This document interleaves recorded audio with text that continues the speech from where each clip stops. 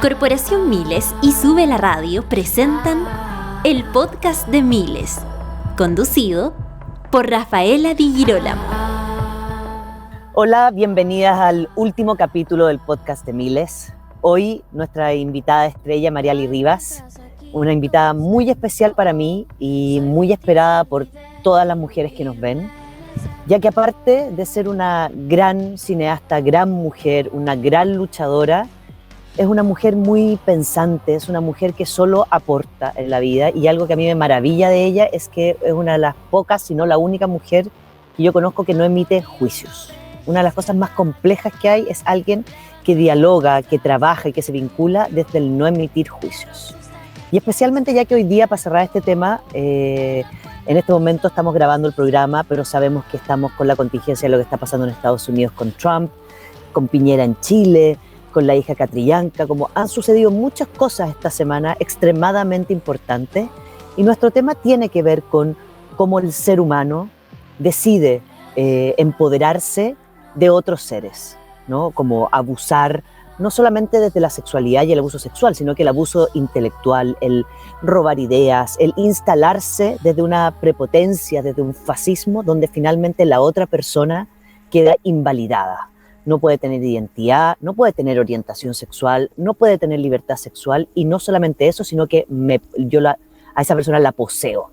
Tiene que pensar, vivir como yo, estar bajo mi alero, y desde ahí es validada, si no, no es validada. Y en Chile eso se ve mucho, tenemos los femicidios, tenemos la lesbofobia, tenemos una cantidad de formas distintas en cuales podemos ver ese imponerse frente a las personas. Así que bienvenida, Mariali, a nuestro último capítulo del podcast de Miles, y muchas gracias por estar aquí con nosotras. Gracias, Rafa, por la invitación al podcast de Miles. Qué miedo con esa introducción que te pegaste, te la agradezco, qué cariñosa, pero qué miedo me da. Ahora siento que tengo que ser como no emitir juicio. Una señora zen, como tratando de conversar. Voy a hacer mi mejor esfuerzo de ser yo y poder aportar en este programa tan lindo que tú llevas adelante. Sí, ahora no pasa por la señora zen, emite caleta de juicio. Estoy molestando, que digo, ¡ay! Que lo dijo yo como, ¡oh, chuta, ya! Abuso e impunidad junto a Mariali Rivas. Mariali, ¿cómo estás tú con lo que está pasando ahora? ¿Qué pensáis de este gran tópico que tiene que ver con el imponerse frente a otra persona y el tratar de como dominar tu trabajo, tu vida, tu forma de ser? Es curioso, yo me súper obsesioné con Trump, ya que lo pusiste de ejemplo. Ajá. Yo sigo la política gringa porque vivía ya un tiempo. Y justo en esa época, que fue el 2000, que pasaron las Torres Gemelas, yo estaba en Estados Unidos, a George Bush forzaron que fuera el presidente a pesar de una distancia de votos muy pequeña. Es muy complejo el sistema electoral gringo, porque no es el sistema democrático que todos conocemos, que es el voto a voto. Entonces, cuando Trump surgió como candidato, yo me acuerdo que me dio una sensación emocional y dije, esta persona habla como Pinochet. Como que es muy, siempre mienten todos menos él, todo lo que le dicen él lo gira, y me dio terror, y entonces seguí muy profundamente porque sentí que estábamos como presenciando la caída del imperio, como el emperador loco Nerón que quema Roma, y cómo se degrada y se derrumba todo, que es lo que estamos viendo, y lo que pasó ayer ya es como la coronación de esto, que es sorprendente porque los gringos tienen algo naif de creer mucho en sus instituciones, pero están pasando, como nadie había sobrepasado tantos límites, como diríamos, como un abusador, claramente un abusador de todo, porque él es como un psicópata que solo se importa a él y lo que le interesa. Y cómo es, y la impunidad en la que la están dejando, porque ahora no, el vicepresidente decidió no removerlo, que es el que tiene la autoridad según la Constitución americana, y me hace pensar en la derecha chilena, que creo que la transición fue algo súper necesario, había una cruenta dictadura, y en ese momento uno siempre lo miró, y claro, había que ser un adulto en esa época, yo tenía 13 años, y el terror que había infligido Pinochet sobre toda la sociedad y todos los asesinatos, Entonces se decide hacer una transición como sin juicio, ¿me entendí? Nosotros somos un país muy extraño porque quedó Pinochet como senador, claro, hasta que se murió. Cuando lo apresaron en Londres por todo su genocidio contra el pueblo chileno, lo rescata un presidente, digamos, de la coalición de izquierda, ¿no? ¿Y en qué va resultando todo eso? En una sensación tremenda de impunidad para ciertos sectores que abusaron de sus compatriotas, que mataron, que escondieron y que se quedan completamente sin ni una consecuencia. Entonces, hoy en día, 2020, uno lo puede conectar con todo, ¿no? Se formó una élite y ya, lo de Cachagua, por ejemplo, parece chistoso, pero en el fondo lo que destila en ese centro es que todas esas personas que son hijos de políticos y de senadores saben que no hay sanción para ellos. O sea, exacto, aunque los vean en video, entonces es muy parecido, uno lo puede comparar al patriarcado, son sistemas de estructuras de poder sociales, ¿cierto? Y en el caso del patriarcado, los que están arriba son los hombres heterosexuales blancos, ¿cierto? Los hombres heterosexuales con dinero o que tienen más fuerza, donde esas personas, a mi parecer, empiezan a creer que ese es su derecho, porque al quedar impunes con las acciones, o sea, los hombres misóginos que le pegan a las mujeres, sienten que la mujer, si los desafía, está haciéndoles daño. Entonces Trump para mí como que encarna la peor masculinidad, porque él se siente agravado ante la realidad de perder una votación y su única manera de comprender esta situación es: esto no pasó, yo veré en contra, que es el mismo gesto que un femicida cuando la mujer le dice, ¿sabes qué? Yo ya no te amo y me voy a ir a hacer mi vida. Es tan insoportable esa realidad, se siente tan dañado en su ego, porque son egos muy frágiles, porque están construidos en el abuso de los otros, que el femicida siente que tiene derecho a matar a esa mujer porque no puede existir sin él. O sea, es el mismo gesto de Trump. Trump dice, invadan el Capitolio y que se desarme el país, a mí no me importa, porque sin mí este país no puede existir. Y incluso, bueno, después los femicidas incluso se matan ellos, pero si tú piensas en los líderes nazis, también se suicidaron, porque es como que no son capaces de digerir esa otra realidad, porque la vida nunca les mostró, dado estos sistemas de poder, que las cosas son de otra manera, o que hay otras personas que sienten otras cosas, porque al final son comportamientos medio psicopáticos que denotan una falta de empatía tremenda e incluso una negación de la realidad. Y yo creo que dentro del abuso está eso en el centro. Yo no veo al otro. O sea, si vamos a ir como los dos lados de una moneda, ya un psicópata, asesino, violador de 15 mujeres, no ve a la persona que tiene al frente. Lo que ve es su placer de dañar, de violar. O sea, lo único que hay para él es él. No ve al sufrimiento del otro. Y diríamos, las personas buenas son las que cuando uno dice como esta persona es buena, es porque dedica su vida a los demás. Entonces siento que el capitalismo, el neoliberalismo es un sistema depredador, abusivo, jerárquico. Entonces, y lo está pregnando todo. Yo no sé qué mundo le estamos dejando. Yo tengo sobrinos, no tengo hijos, pero digo, wow, o sea, leo en 50 años en Santiago, en Chile, no va a haber agua.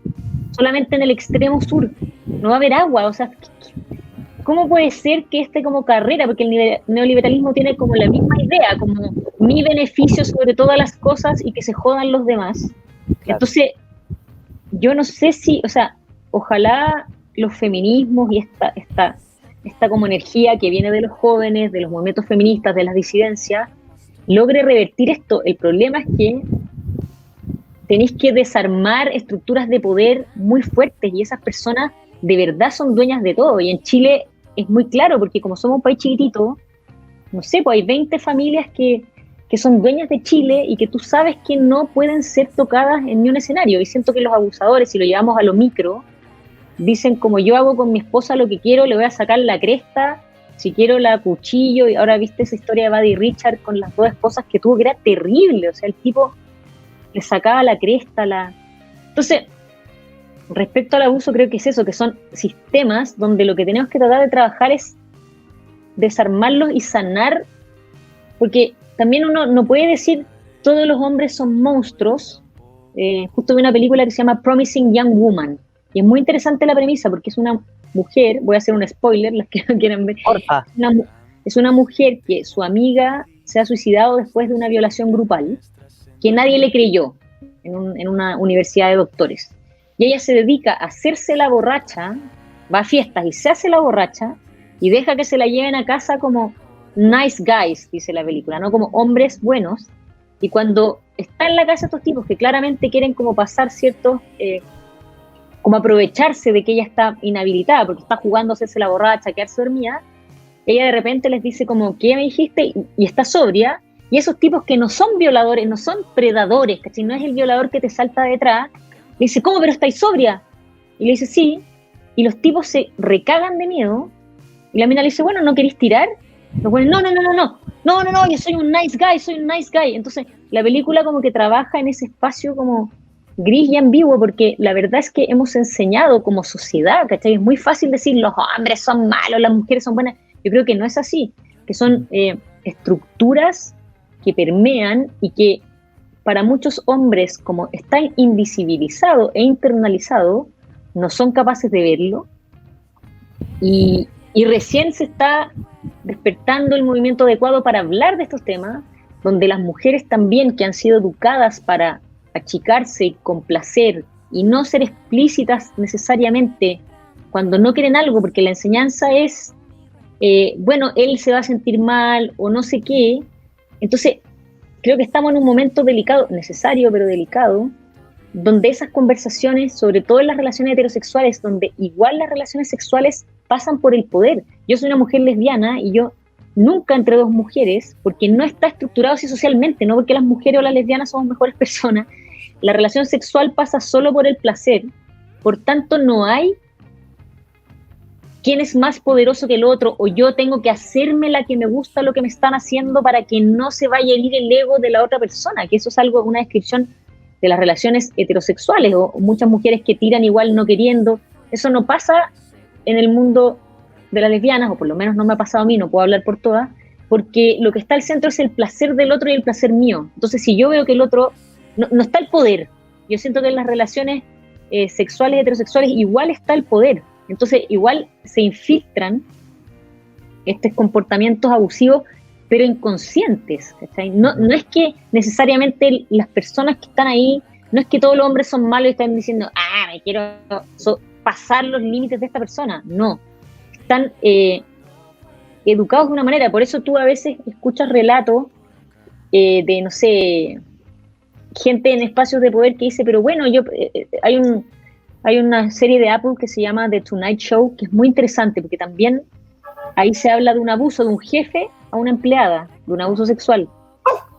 Y el jefe todo el rato piensa que ella quería, porque sí, como ella dice como, no, es que estoy un poco incómoda, pero no es lo que a todos nos ha dicho, esto es una violación, esto es un abuso. Ese jefe piensa que ella quería, que a ella le convenía, que ella fue a su casa porque iba a sacar algo de esa relación, que si ella no se fue y se quedó entonces porque quería estar ahí. Y después, en el arco de la serie, él se da cuenta que ella se suicidó a causa de lo que él le hizo. Y ese hombre, tú ves que por primera vez, dicho coloquialmente, le cae la teja de que todo lo que él pensó de ese momento estaba errado. Y le ves en la cara que el weón dice, concha de tu madre, como que no era lo que yo pensé que estaba pasando. Ahora, en el otro arco de las cosas, hay un humorista hindú americano, que ahora se me fue el nombre, pero que tuvo también un caso sonado en esto del Me Too, y una niña dice, él me abusó, y todos le dicen, pero ¿cuál es el caso? Y ella dice, bueno, yo fui a su casa, nos empezamos a besar, y después él quería que le hiciera sexo oral, y yo no quería, pero él me empujaba la cabeza, y claro, cuando tú vas leyendo la descripción, te das cuenta que ella nunca fue ultra clara. Yo sé que todo no y todo freno debería ser leído, pero al ir leyendo el relato paso a paso, tú decís, ¿cómo ese hombre podía darse cuenta que esa mujer no quería? No esto? quería. Que claramente no quería. En la descripción de esta misma mujer hay un espacio para que las personas que están ahí, el otro no lo comprenda. Y de hecho, cuando le hacen esta denuncia, él no dice, yo no hice eso, que por lo menos en lo que uno pareciera es cuando los hombres tienen varias denuncias, obviamente tienen una conducta repetitiva que pasa por un sadismo. cuando en general tienen varias denuncias y dicen, todo esto es mentira, tú decís, puta, esta weá es verdad. Pero este humorista, por ejemplo, dice como, wow, 1000 disculpas, yo no fui capaz de entender que ella estaba incómoda, le pido 1000 disculpas y se retira un año de los escenarios. Entonces creo que son realidades complejas y que estamos en un momento complejo. Eso es como así, creo que hice el arco de tratar de... Maravilloso, porque ahí también, Mariela, entonces nos invitas a observar otro tema, que es cómo de alguna forma la comunicación, el poner límites, los conceptos de seducción también, en este minuto son de las cosas que están poniéndose en jaque, porque uno de los juegos de seducción comúnmente escuchados es el hacerse la que te cuesta o que le cueste a la otra persona, el que no puede ser sí porque a lo mejor me estoy haciendo la que me va a costar más o la difícil.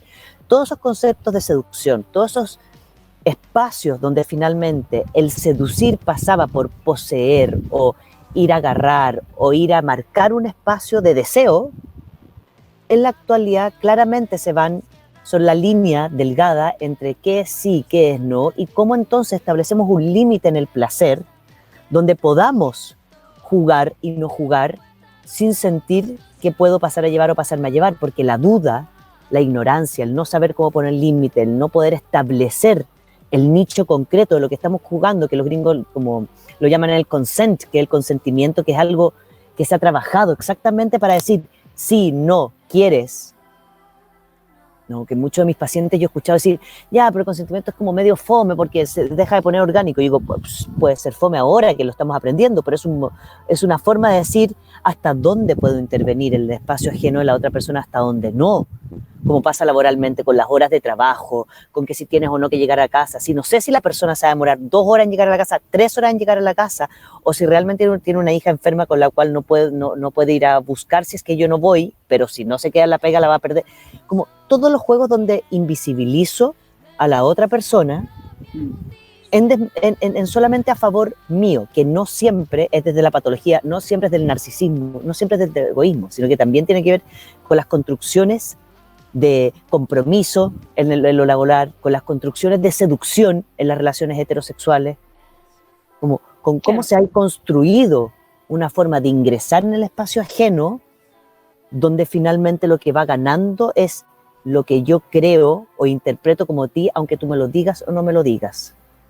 Y son también estructuras, son sistemas. Por ejemplo, yo que hago publicidad, la industria publicitaria es tremendamente abusiva, o sea, al viernes a las 6 de la tarde, 8 de la noche te dicen como, oye, necesitamos algo para el lunes, que te va a implicar trabajar todo el fin de semana sin que te paguen.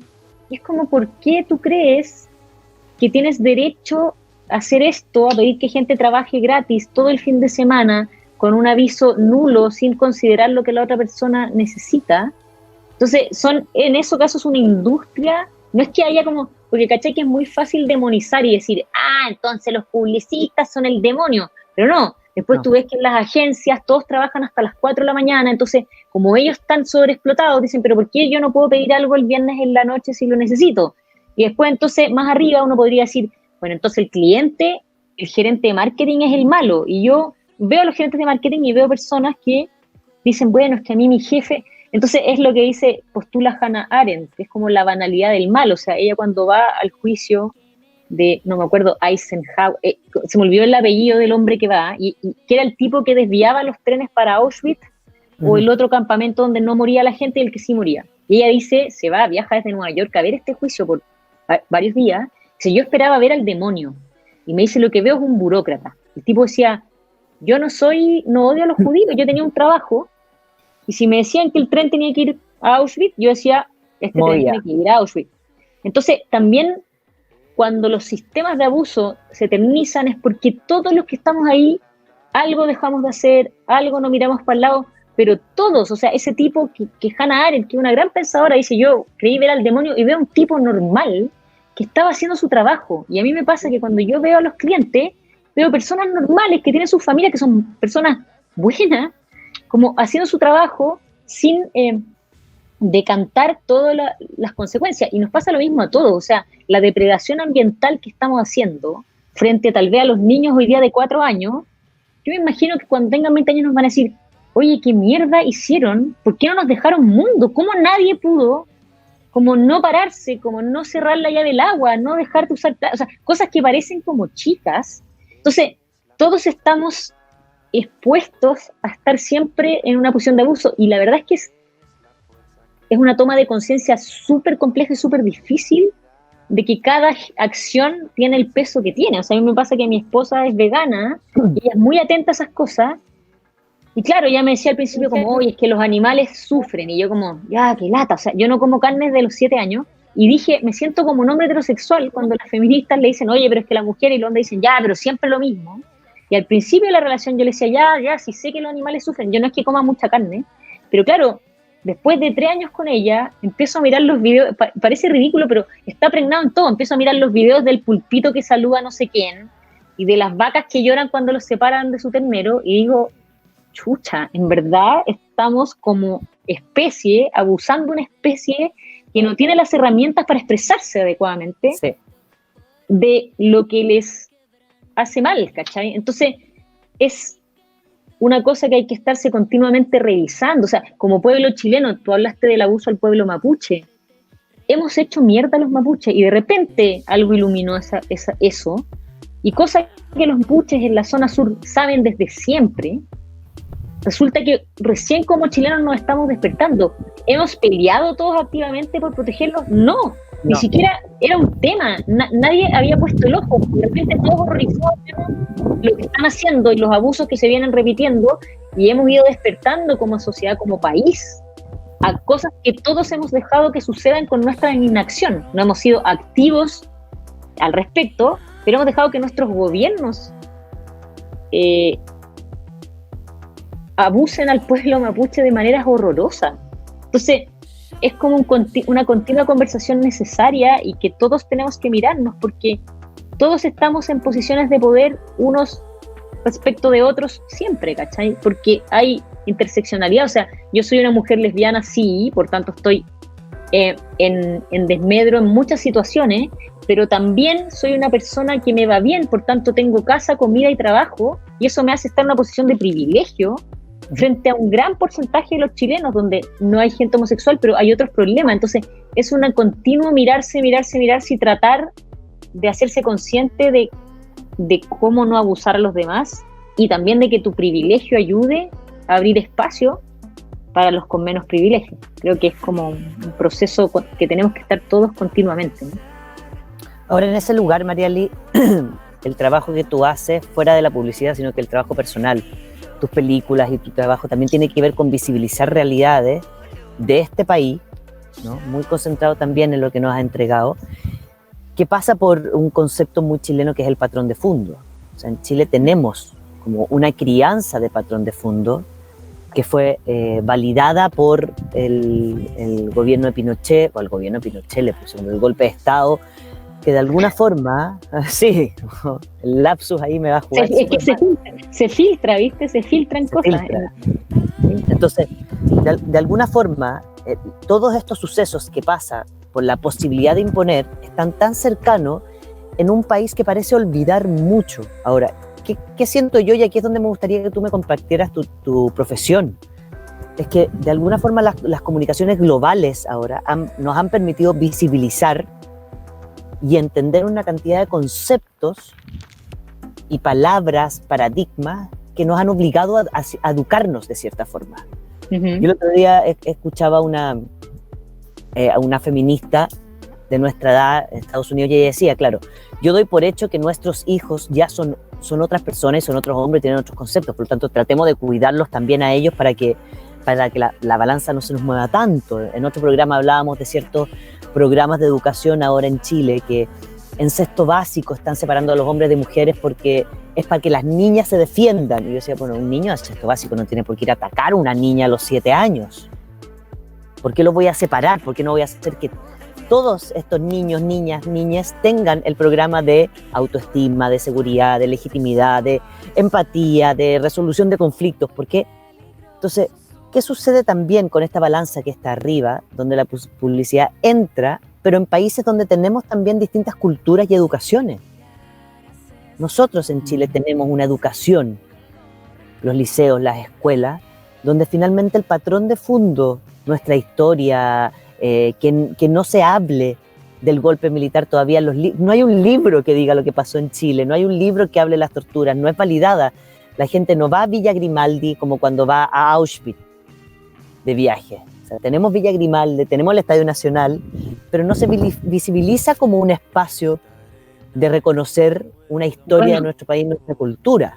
Sí, es un país de impunidad, o sea, imagínate que un partido como la UDI, o sea, hay gente, votaron en contra de enseñar en los colegios derechos humanos, sí. Ellos dicen que son pinochetistas, o sea, es muy loco, ¿cachai? Es como que 30 años después tuvieran gente del gobierno diciendo, no, sí, el nazismo debe ser permitido. Entonces, Chile es un país extremadamente fascista.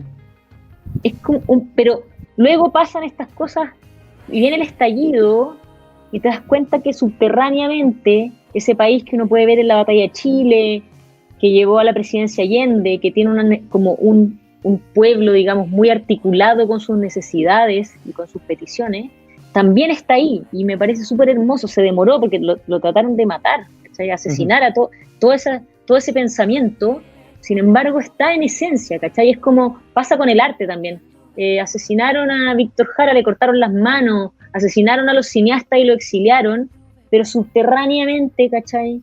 Años después se conecta la música chilena a sí misma, al alma como de lo que hay, se conecta el cine a lo que había subterráneamente y se conecta como este espíritu. Entonces, yo soy una optimista y si bien creo que Chile es un país de mucha impunidad y ahora se está viendo la corrupción que eso ha generado, o sea, tenemos un ejército y una policía que constitucionalmente, porque Pinochet era así de perverso, no se le pueden controlar los gastos. No sé, tú sabías que, por ejemplo, las armas de los militares y de los carabineros no tienen que ir a un registro nacional. Entonces, todo el problema de los narcotraficantes hoy día, leía la otra vez como un reportaje de un tipo que tiene una armería y decía, bueno, todos nosotros tenemos súper registradas las armas, para entrar a un arma a Chile es muy difícil, para tú comprar un arma, pero cuando tú ves que gente tiene AR-15, metralletas y cosas así, y que los militares tienen miles y miles de armas que no tienen que registrar, como ¿de dónde crees que están saliendo, cachai? Claro. Entonces, esos mantos de impunidad que estafan en miles de millones de pesos, que trafican armas, son muy peligrosos, y podríamos decir que se replica en como el hombre y mujer, como por años no se creían denuncias de miles de cosas, o por años no se consideraba cómo las mujeres se sentían. Entonces, yo soy optimista, que creo que está en un momento de cambio, pero si tú pensáis, Trump es como el epítome de la masculinidad tóxica, es como el hombre depredador blanco rico, que tuvo todos los privilegios, por eso mismo es un inútil, porque nunca se esforzó para nada, y sin embargo como que la sociedad no lo frena, ¿me entendí? 70 millones de personas igual votan por él. Entonces ahí para mí la gran pregunta, porque otra cosa que está pasando en el tremendo blanco y negro en el que tendemos a ver la vida, y a uno también le pasa, que yo digo como, ¿cómo hago un esfuerzo para entender al otro y conversar con el otro? Porque a mí me pasa que incluso en las peleas por Twitter, cuando alguna persona me insulta y yo le hablo bien, esa persona me termina diciendo abrazo, feliz año Mariali, o sea, porque hay una persona igual a uno ahí, o sea, así como en las películas todos partimos pensando que lo estamos haciendo para bien, o sea, yo no creo que una persona dice voy a hacer un concha a su madre y tomo estas opciones para destruir a todo el mundo.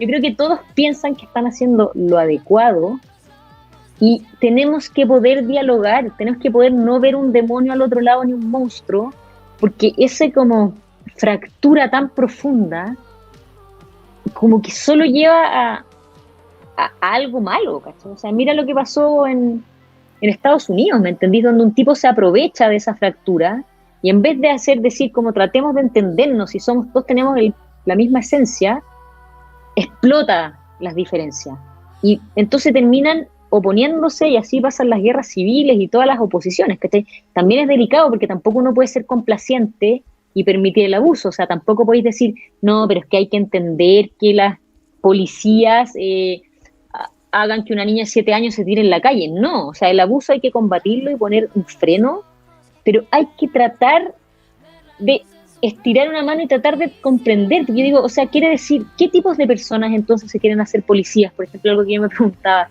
¿cómo es su diseño psicológico? ¿Qué están buscando? ¿Por qué hay tantas personas que se pasan de rosca cuando se supone una profesión de servicio público, donde si tú lo miras en el lado luminoso, quieren ayudar a la comunidad, ¿cierto? Como los doctores quieren salvar vidas. ¿Por qué hay ciertas personas que, o sea, este es el problema de la impunidad? La Iglesia Católica, seguramente hay muchos curas que quieren servir a la comunidad, porque tienen una fe, pero cuando tú no juzgas, cuando tú no juzgas a los violadores, cuando tú escondes y tapas a esos curas, los potenciales pedófilos que ven ahí un espacio de impunidad empiezan a acercarse. Y yo creo que con las policías pasa lo mismo. Como no todos van a ir a ser policía porque son unas personas malas que quieren pegarle a la gente, pero tal vez los que tienen ese impulso agresivo, de resentimiento y violento, como ven que no pasa nada, empiezan a acercarse a esos sistemas. Por eso la impunidad es tan mala en todo ámbito, y creo que es como lo que tenemos que aprender en conjunto, y también aprender a medir que cada crimen tiene su grado de castigo, porque no todo es igual. No es lo mismo asesinar a alguien que patear a alguien, que darle una cachetada a alguien, que escupirle a alguien o que decirle un insulto. Todo eso es una graduación de agresión, y son distintos los castigos al respecto, lo que tenemos que pensar al respecto. Es un tema que veo que por tiempo no voy a expandir, pero sí, claro. Siento que es muy complejo y que tenemos que empezar a mirarlo profundamente, todos como sociedad, porque como dice Hannah Arendt, estamos todos medios ahí, y en algún lugar estamos por encima de otros, y tal vez estamos sin saberlo y sin ser conscientes, pasando a llevar a alguien de alguna manera. Mariali, voy a cortar raudamente porque se acabó el tiempo, pero dejo como instalada una premisa que puedo sacar de la conversación contigo, o más que nada lo que no has podido comentar de lo que tú piensas, que Chile es un país finalmente de abusos e impunidad. Por lo tanto, ¿dónde está dónde está su fragilidad? Parece la posibilidad de coexistir con este abuso y esta impunidad. Y repararlo. Claro, ahí viene el cómo. Ahí viene hacia dónde tenemos que movernos. Mariali, muchas gracias por acompañarnos en el último capítulo. Muchas gracias por toda tu generosidad y tu no juicio. Ese va a ser el comentario de este programa. Te quiero mucho, amiga. Gracias a ti, Rafa. Muchas gracias. Y nos despedimos en este último capítulo del podcast de Miles, que quedó muy abierto. Por lo tanto, el próximo que venga, cuando vengamos con los nuevos capítulos, vamos a partir con la Mariali para poder seguir en este mismo tema y darle pie a todo lo que nos faltó por bajar, entregar, y por lo menos dejar ahora una semilla plantada para todas ustedes, mujeres pensantes que nos escuchan cada 2 semanas. Muchas gracias, Mariali. Un beso y nos vemos en una próxima edición o el próximo año en el podcast de Miles. Gracias.